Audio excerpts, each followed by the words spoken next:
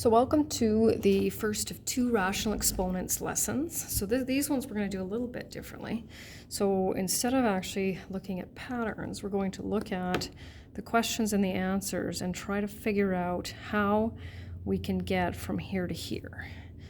And so we kind of look at 4 to the power of 1/2, and that turns into 2.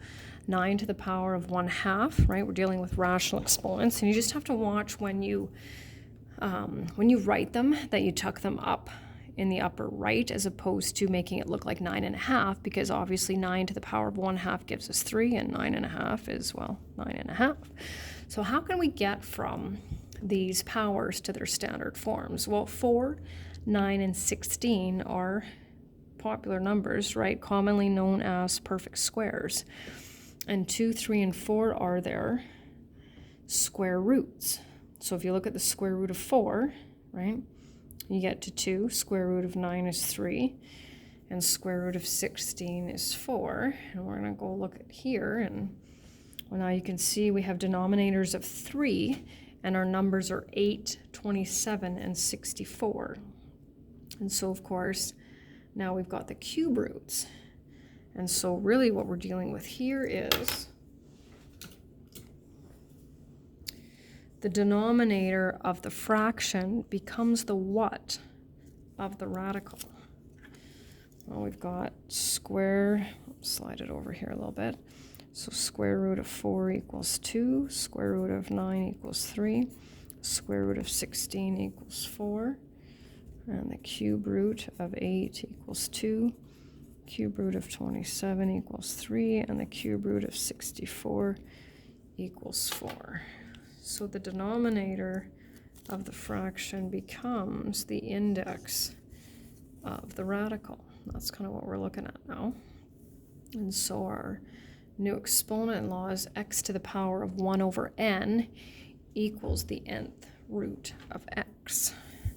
So just a few practice questions here. Evaluate, show at least one step that demonstrates understanding before a final answer. So we know that the denominator becomes the index, so square root of 36 is 6. Fourth root of 16 is 2. Now you can see our link between exponents and radicals. Moving over here. So we'll take the 5th root of and make sure that the whole fraction is underneath that radical symbol. And the 5th root of 32 is 2, and the 5th root of 16,807 is 7. So now we'll take the cube root of negative 64. And just a few more here.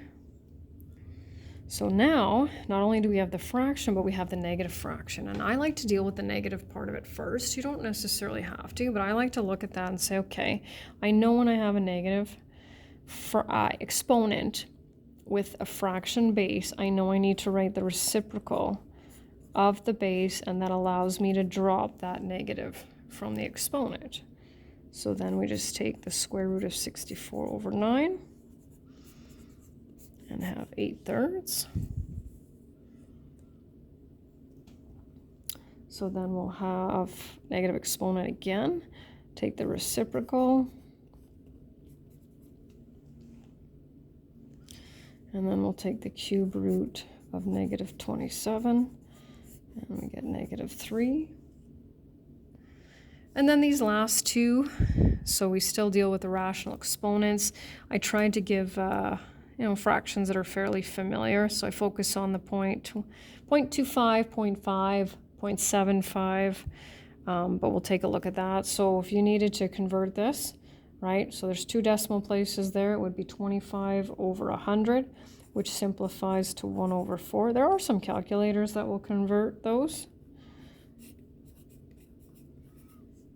Final answer of 4. We've already talked about this one, 0.3 repeating is 1/3. So we'll take the cube root of 729, and then we get 9. And that's the end.